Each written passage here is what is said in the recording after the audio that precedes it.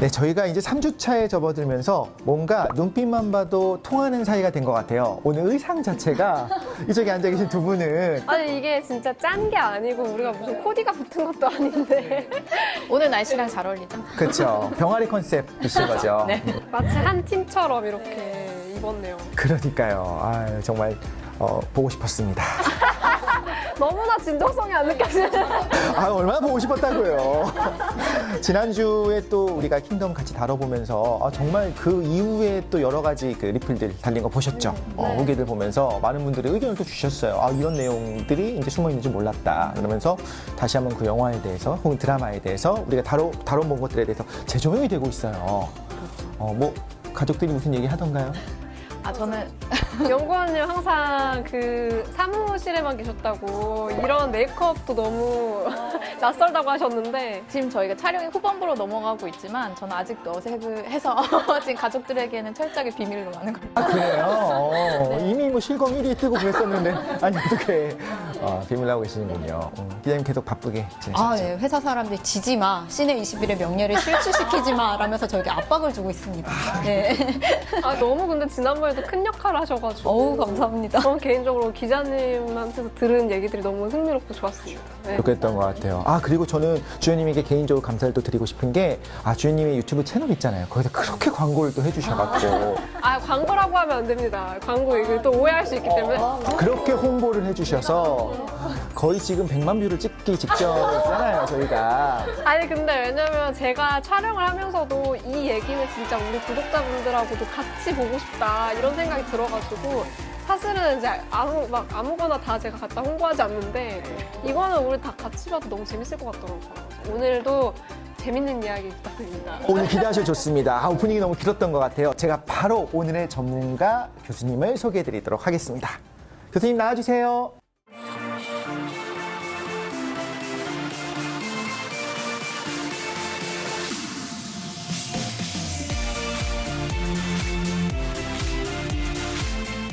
안녕하세요, 교수님. 굉장히 어렵게 모신 교수님이에요. 성신여대 융합보안공학과의 박세롬 조교수님이십니다. 반갑습니다. 저희 또 채널 즐겨보신다는 소문을 들었어요. 네, 앞으로 계속 열심히 보겠습니다.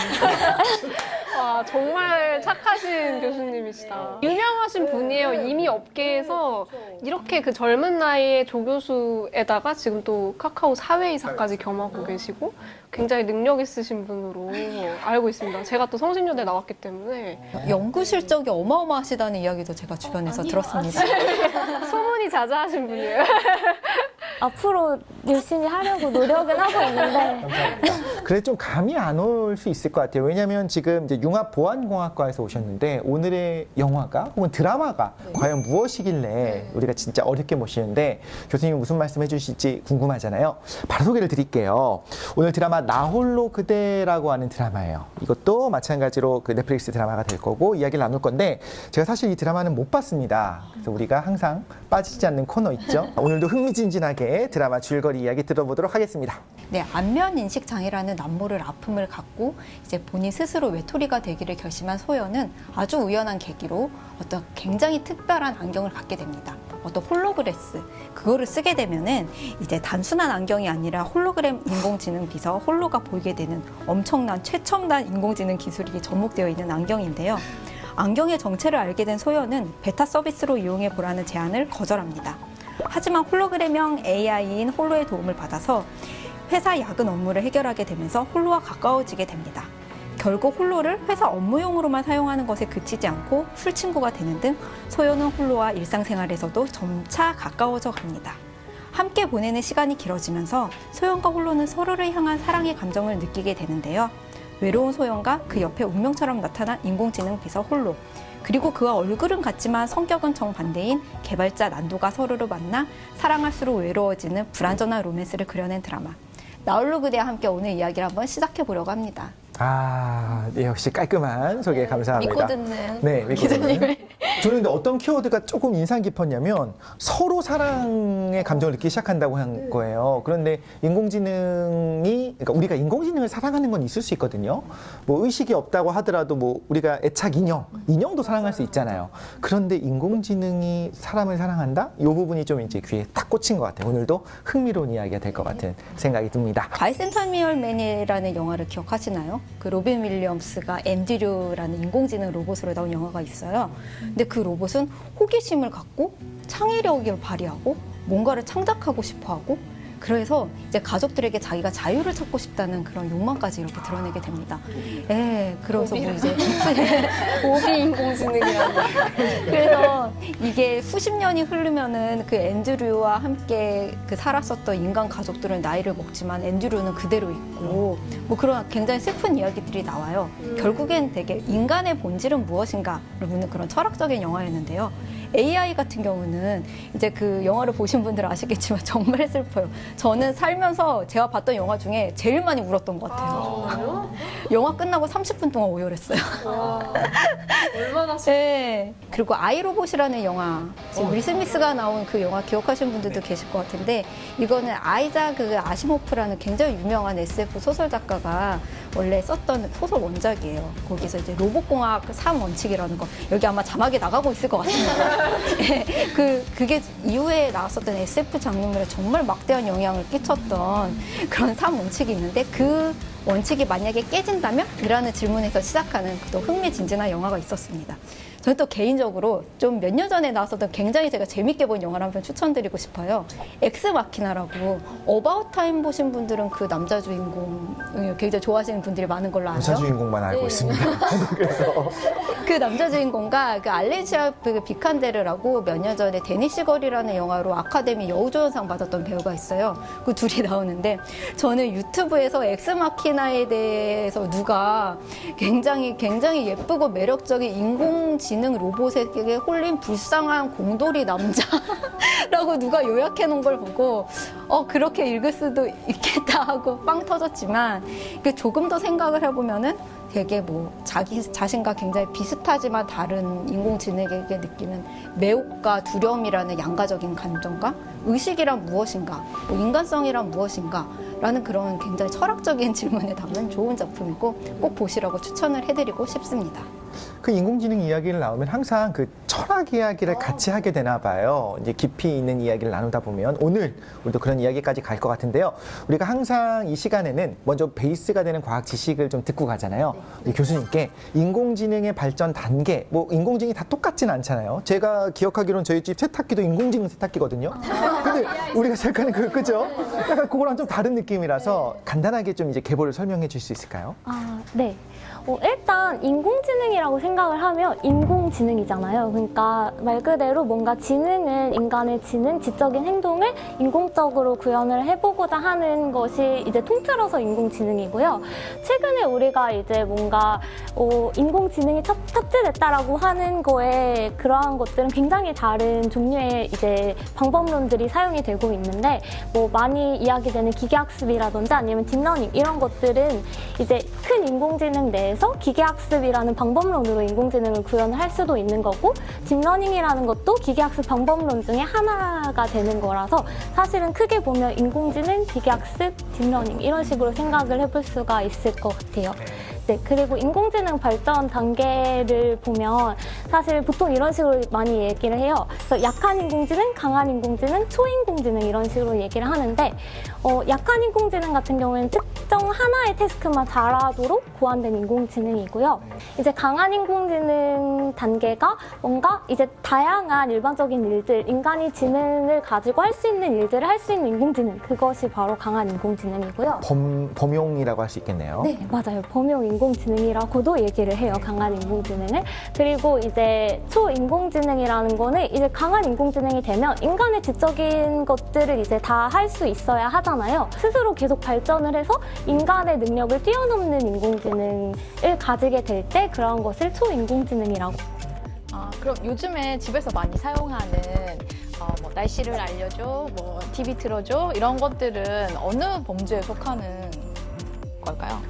잘 생각해보면 그런 것들은 예를 들면 음성인식과 관련된 것들 한다 그러면 음성인식만 잘하는 인공지능이지 걔한테 다른 것들을 요구할 수 없잖아요. 그러니까 한 가지를 잘하도록 고안된 아직은 약한 인공지능이 네, 적용됐다고 생각을 해볼 수 있을 것 같아요. 오늘의 주제가 되는 그 드라마 속에 이제 인공지능의 기술, 그게 실현이 가능한지, 실제로 지금 가능한지 이런 부분 좀 궁금해요. 실제 홀로글라스라는 그 이름을 가지고 있는 제품이 있습니다. 바로 마이크로소프트사에서 개발을 한 제품인데 이게 지금 홀로렌즈 2까지 나와 있어요. 현존하는 이런 AR, 그 증강현실을 이용한 제품군 중에서 가장 고도로 발전이 되어 있는 제품으로 알려져 있습니다. 그러면 그 정도로 잘 나온 제품이면 우리가 다 알고 있어야 되지 않나 이런 생각을 하시겠지만 많은 분들이 모르고 계실 거예요. 사실 더 많이 알려져 있는 건 구글 글라스나 루머로 나와 있는 애플 글라스 뭐 이런 것들을 오히려 더 많이 들어보셨을 텐데 오히려 이 홀로렌즈는 산업군에서 굉장히 활발하게 사용이 되고 있습니다. 실제로 그럼 네, 사용이 실제로 되고 있어요? 사용이 되고 있는데 이게 그런 드라마에서 나온 것처럼 안경의 형태로 쓰는 건 아니고요. 그 많이 보셨다시피 약간 그 고글처럼 이렇게 사용을 하고 있는데 사실 우리가 많이 접하기가 힘든 이유가 가격도 많이 비싸지만 우리가 실생활에서 접할 수 있는 콘텐츠가 되게 부족한 상황이에요. 기술의 발전과 콘텐츠의 발전의 속도가 또 다르고 또 사람들이 그 원하는 게 호기심은 가지고 있는데 이거를 어떻게 이용할지에 대해서는 아직까지 의문인. 그래서 이 지금 드라마에서처럼 여기에 인공지능을 접목을 시켜서 이 드라마에서 나오는 게 이제 웨어러블의 증강현실에다가 그 AI를 접목시킨 세 가지를 다 합쳐놓은 그런 맛집이네요. 제품인데 미래 맛집. 네, 그렇게까지 뭔가 딱 상품성이 있는 게 나오지 않는 이상 대중적으로 쓰이기는 어렵지 않을까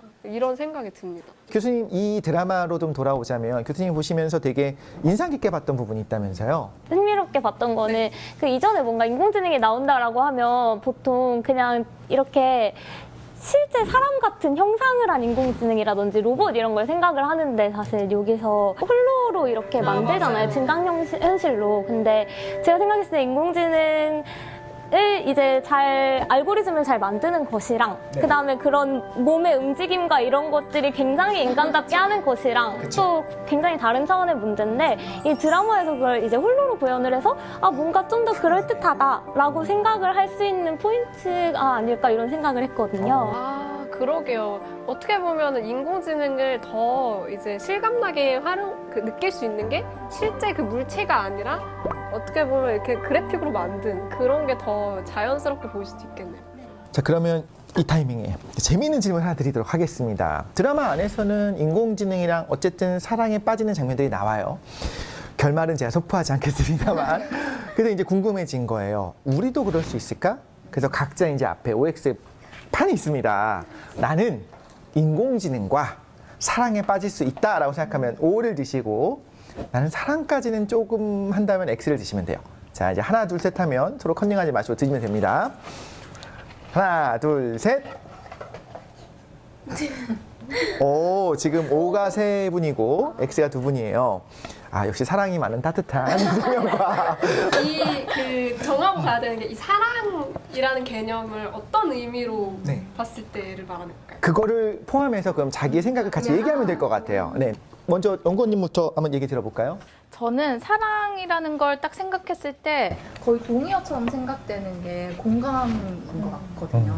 근데 이 AI도 충분히 사람에게 공감할 수 있지 않을까. 그리고 그게 무슨 수학적 알고리즘이 됐건 그 이상이건 공감을 할 수 있다면 인간과 사랑을 할 수 있지 않을까? 질문은 내가 인공지능을 내가 사랑할 수 있는가 그래서 저에게 공감을 해주는 AI가 있다면 네, 저도 사랑을 할 수 있다. 근데 사실 인공지능이 공감을 한다는 거는 가장 어려운 과제 중에 하나인 거잖아요. 공감하는 것처럼 보일 수는 있지만 하지만 나는 위로를 받는다면 사랑할 수 있다라고 말씀을 하신 것 같고요. 근데 그게 사람이건 AI건 사랑이라는 감정을 느낄 때 그냥 상대방이 아니라 나 자신만 보고 내가 사랑할 마음의 준비가 되어 있다면 네, 상대방에 상관없이 가능하지 않을까. 멋집니다. 되게 낭만적이다. 자, 이제 X 드신 분들은 이제 어떻게 얘기해야 될지 나쁜 사람이 되지 않기 위해서 준비하시고요. 기자님, 아니. O를 했으니까 X를 한 분으로 갈게요. 그러면 주연님. 왜 X를 했냐면요.